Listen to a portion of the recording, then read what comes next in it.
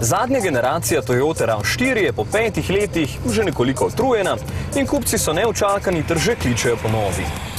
Seveda so se zato pri Toyoti odločili, da bodo letos posodobili njeno obliko, kajti tehniko so že lani.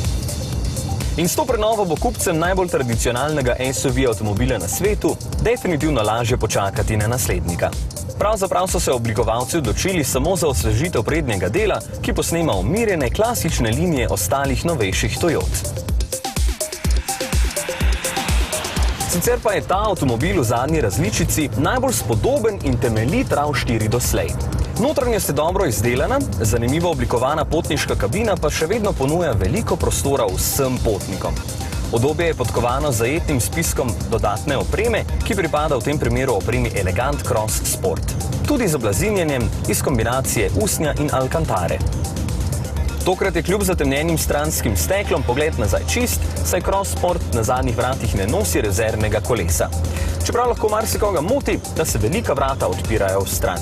In parkirni senzorji bi lahko bili v serijski opremi, če že avtomobil stane 33.000 evrov.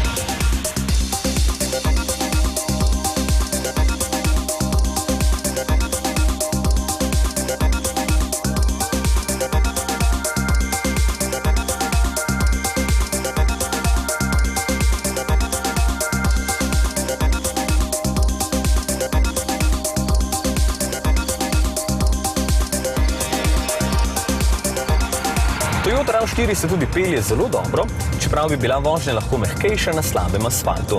Dobra sta vodljivost in občutek na volanu, tako kot stabilnost in predvidljivost. Po zaslugi zmogljivega 2,2-litrskega turbodizelskega agregata je RAV4 kljub svojim 1600 kg živahen in prijeten za vožnjo. Testna poraba pa z 8,2 litra na 100 prevoženih kilometrov ni slab rezultat. Škoda le, da ta dober in zmogljiv avtomobil ni cenejši, kar je glavni razlog, da jih je tako malo na cesti.